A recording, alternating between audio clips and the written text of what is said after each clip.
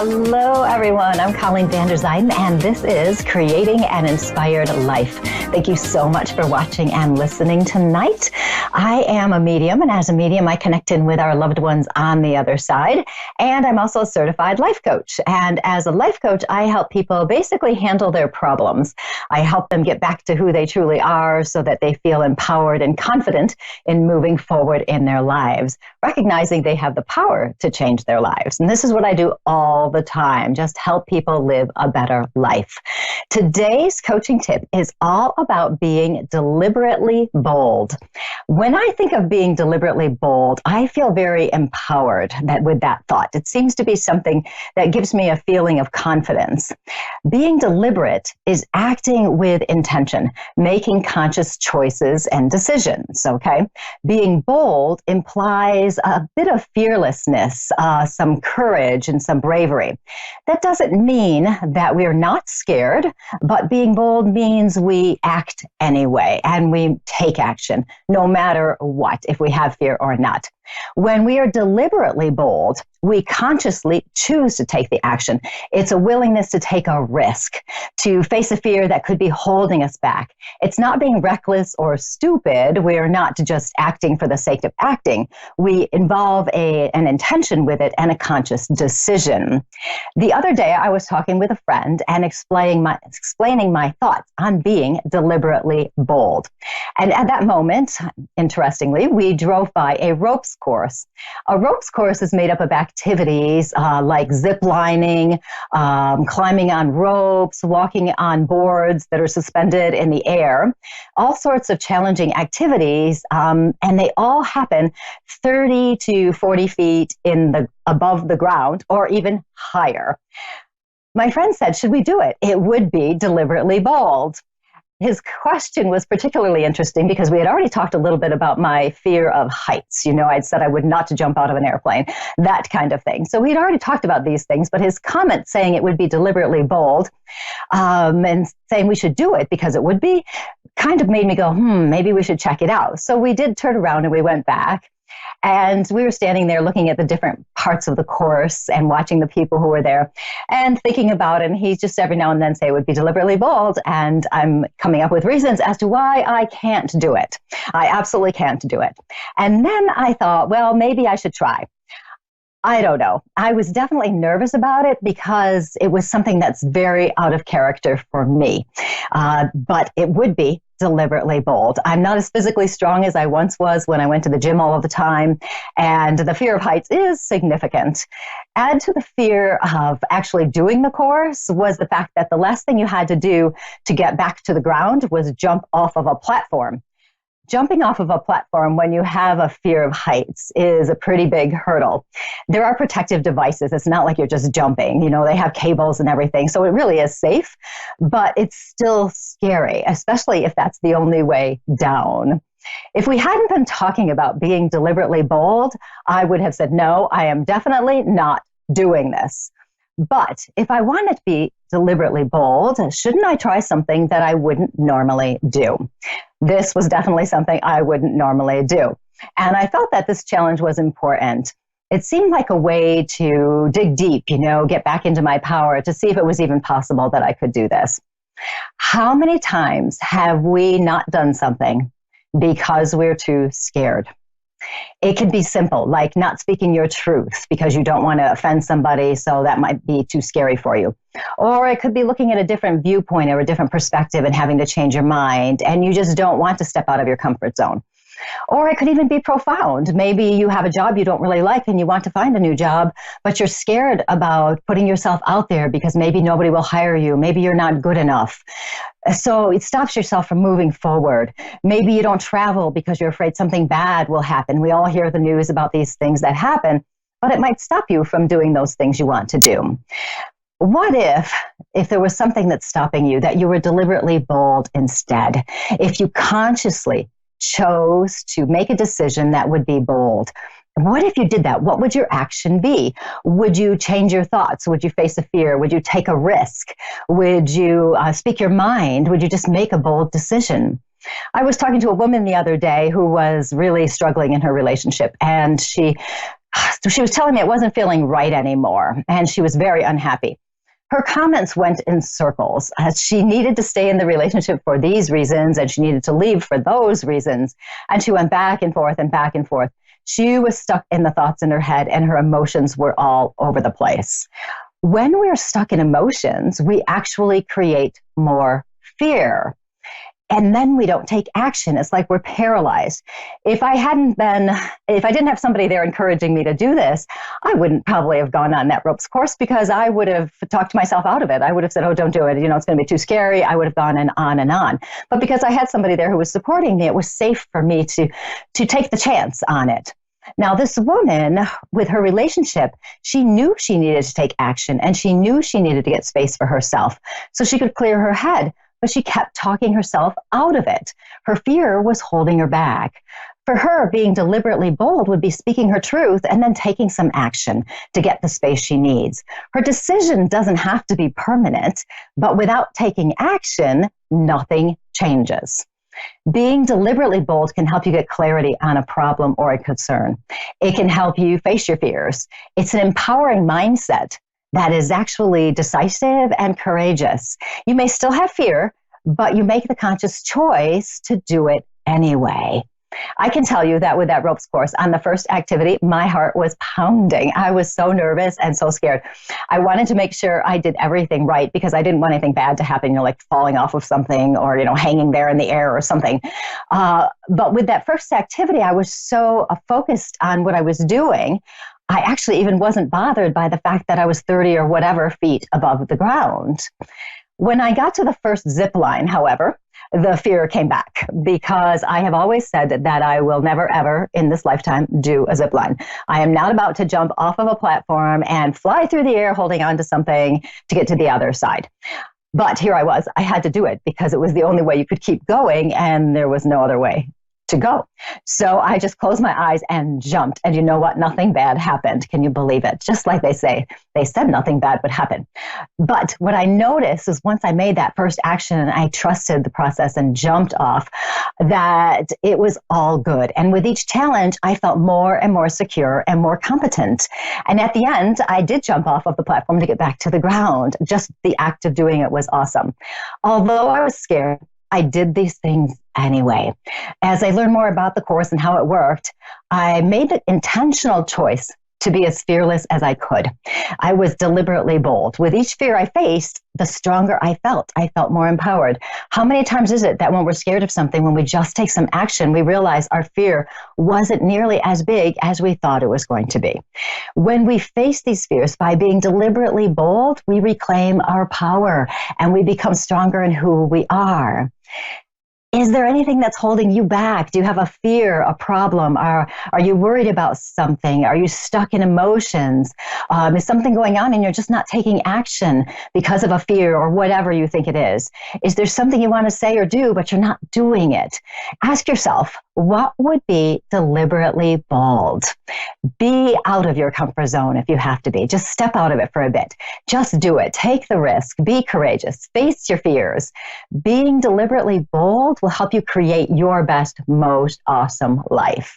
And I can tell you that if I did that course, I'm sure you can do some things too, because I thought that would never happen. So it was really a miracle, let me tell you. And that is my coaching tip of the day, being deliberately bold.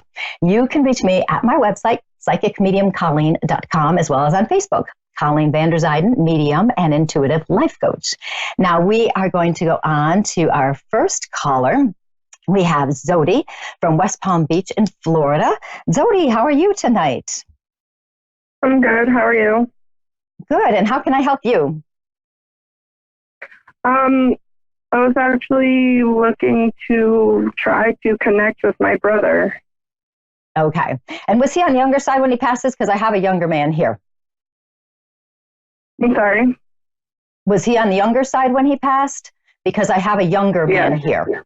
Okay. And would you understand him being somebody who, this is interesting, a little bit, well, you know how we don't speak our mind? He speaks his mind. Does he say whatever he wants to say without really any regard to how it comes across?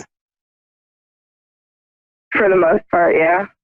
Yeah. Okay. Because I get somebody who's like that, and he feels a little reckless to me, in that he doesn't really always plan things out all the way.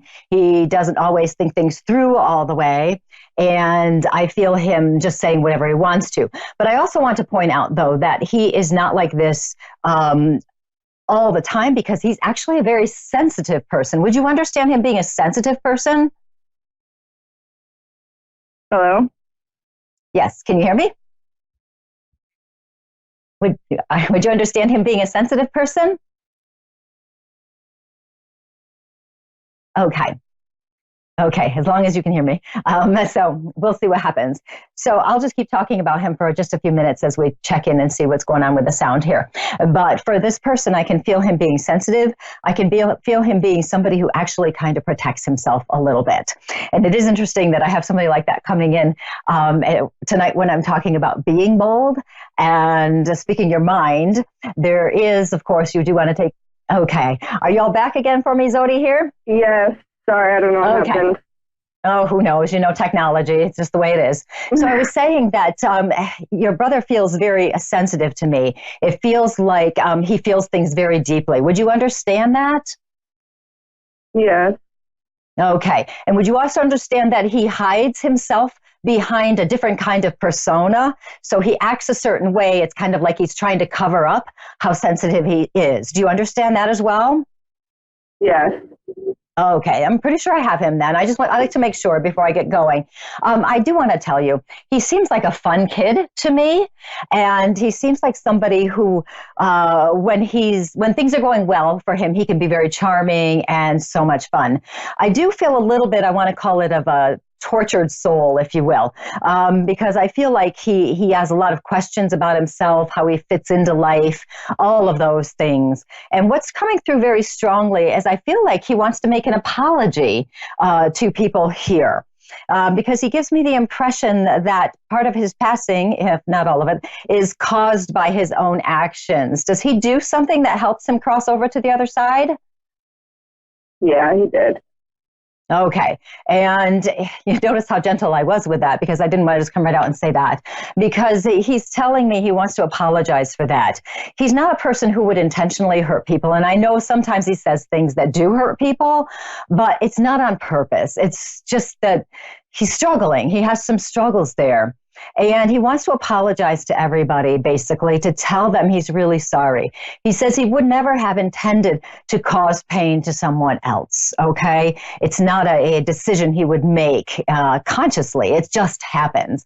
I also get the impression he's trying to protect himself, that this is the only option for him, okay? So, and I do feel that recklessness around him as he's talking about this. He doesn't want to talk about the bad things. He wants to talk about the good things. Would you understand who has the dog in the family? My mom. Okay, so I want to talk about a dog for a minute. Does he very much love the dog? Yeah, he did, one of them. Okay, because I want to talk about a dog, and when I feel the dog, when he's showing it to me, I get this sense of safe. He feels safe. He doesn't have to deal with issues and problems that are around him or anything like that. Would you understand him as well being quite good at math, but not really good at math classes? Probably. Because the way he's showing himself to me, I feel like he can figure so many different things out. He can figure lots of things out, but I don't feel him really liking, how in math classes, way back, they make you do the work and stuff. I feel like he just doesn't want to do that. So, there's a little stubbornness there. Does that make a little bit of sense? Yeah. Okay. He's kind of one where you can't really tell him what to do. He's just going to do what he wants to do. Which is interesting. Yeah. Because it's almost as though if somebody tells him what to do, he's going to do the opposite just because he can. And just kind of prove that he's the one in control. So he doesn't really, how can I put it? He just doesn't listen. He's not going to listen. And that's just the way it is. Okay. He's actually talking about you. And he says you did such a good job of trying to help him out. I know you had your little sibling things that we all have, but he said you did such a good job of trying to help him, because I actually feel like you were asking him questions, like, how are you doing, and trying to kind of get through to him. Did you try to get through to him? Yeah, I did. Okay. And he also tells me he didn't listen to you either. But he wants to thank you for that. Yeah. He wants to thank you, though, because even though it doesn't look like he's listening to you, he is hearing you. He's just not taking action. He's just not making the changes that would really help. And I know you started out very gently with this, trying to help him. And then I know you got stronger in the things you were saying. I also understand it was very hard on you, because you kind of felt like you're beating your head against a wall, and for you to be able to let him do his own thing, without trying to control him, is very hard. It's very hard to let that go, because you see the path he's on and you know that this is just not going to be good, and you can't do anything about it. But he wants to thank you for trying to help him out, for being there for him, even though he doesn't show you it. Okay. So he wants to thank you now for that. And as he's doing it, there's a lot of love coming through, because he says that you have taken his experience of his passing and you've used it to kind of help other people.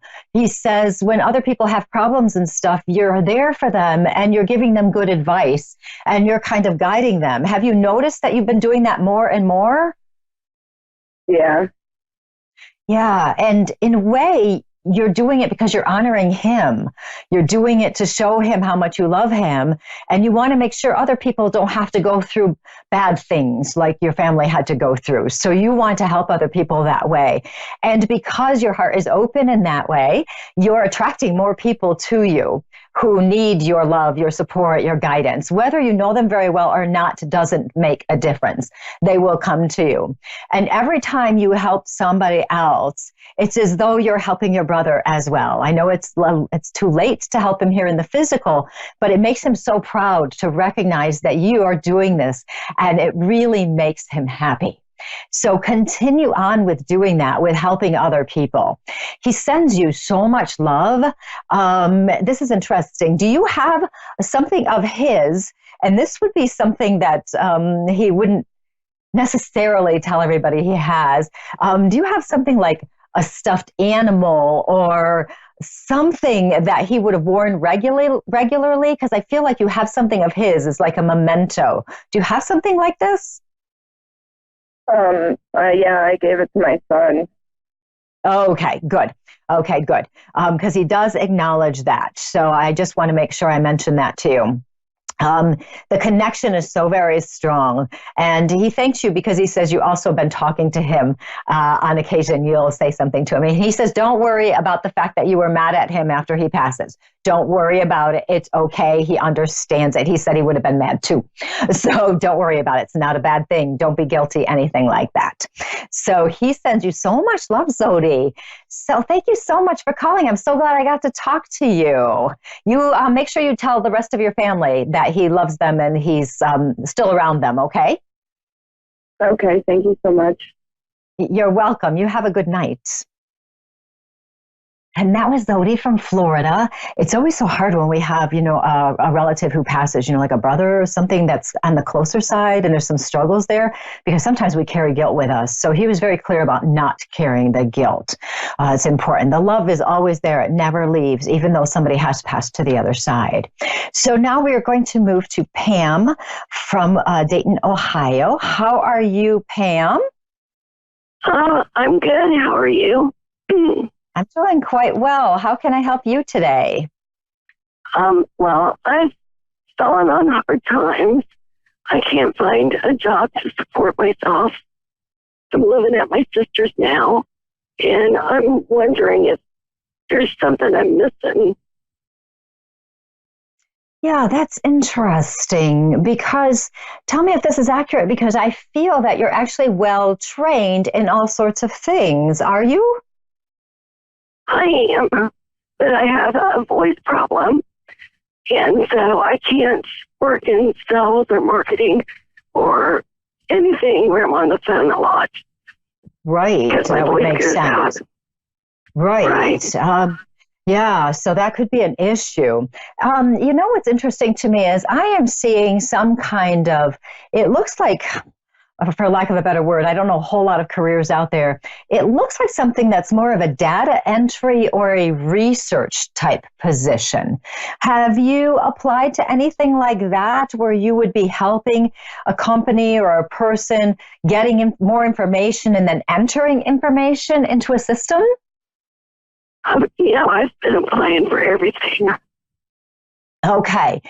This feels like a good thing to me. So I want to make sure that you apply to all sorts of different things. And I know you have, but this, it almost feels like a small company, somebody has their own place, like a lawyer or something like that. Have you applied to a lawyer's office to help there at all? No, I haven't, not yet. Okay. If you notice something like that, I would suggest you check it out and apply. This doesn't feel like something where you would need special, legal training to do, because it seems like they can explain what they're looking for. I mean, and you're smart. You know how to do things. You know how to look things up, and all of that. And it feels like a small situation to me. And I keep seeing lawyer, so there may be something to that. So somehow in some kind of a position that I would call a professional position. So even something helping out in like an accountant's office or something, if they have somebody who does not accounting, somebody who would help with things like that. So that actually feels good to me. So I'll put that out there for you. The thing is too, and I know you've been applying in all sorts of places, and it's the feeling of the frustration is actually kind of strong there, of not knowing which direction to go next. You keep trying and nothing's coming of it. And that's, I think, part of the reason why I keep feeling the smaller situation there, with somebody who's willing to hire somebody who's, not 12, or 18, that feeling there too. The thing is, it seems to me that you've had so many different experiences in your lifetime, and you've been very good about handling things as positively as possible. And this one is starting to really kind of get you down, because you're starting to feel like you're never going to have a position. And you're starting to feel like you don't want to be a burden on somebody else. You don't want to be feeling like you're imposing on somebody else. Does that make sense for you? That does. And I also feel like my ex, we're not divorced yet, but I feel like he's put a curse on me. I don't know why. You feel like your ex has put a curse on you? Yeah, his name is Ken, and he's a guru. Okay. My feeling on that is no one can put a curse on you ever. Okay. So if you feel like the reason you would feel like there's a curse on you is because you feel out of control.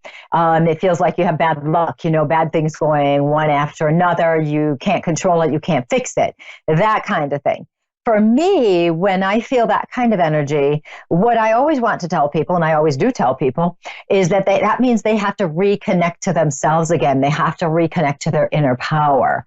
Because if you're feeling like somebody put a curse on you, even if it's just a passing thought, that means you are right now giving your power to someone else. You're actually saying that someone else has power over you. And that's not a good thing, because when you give your power away to somebody, you're not strong in yourself anymore. So I would suggest, speaking and moving into coaching mode rather than the mediumship psychic mode for a moment, I would suggest as a coach, what you would want to do is set up some intentions. So literally come up with intentions of how you want to feel in your day, or an intention of how strong you are. And you may do something along the lines of, I am a powerful and competent woman, something like that. You can say it out loud or not, okay? So you don't have to say these things out loud. If you consciously just stop for a moment and just say, I am a powerful woman, whatever feels right to you. You want to use I am statements because I am statements are very powerful. They make whatever you're saying in the present right now. You might want to say something about being competent, so it gets your power back to recognize that you can have a job and you'll be good at it. So you want to say something about yourself being powerful, something along the lines of competency. You might want to say something about trusting the universe to bring you exactly what you need. So you're trusting, if you believe in a God, you're trusting in God, you're trusting in the energies around you to help you. Okay, that's not giving your power away, that's trusting in the process of things. So that may be very important for you. I've been asking for a lot of help from the other side, and I'm wondering if you're picking up on any of my friends or family on the other side of the bell. Well, and that may be what's happening. I've only got a couple of minutes left, so I don't really have time to connect in with them. But that may be what's happening, because when I get information, when I'm talking to somebody, it's coming from someplace else. I kind of channel it through, and the support. And it's great that you talk to the people on the other side, because they will support you. They will help. Okay, so you can ask for help.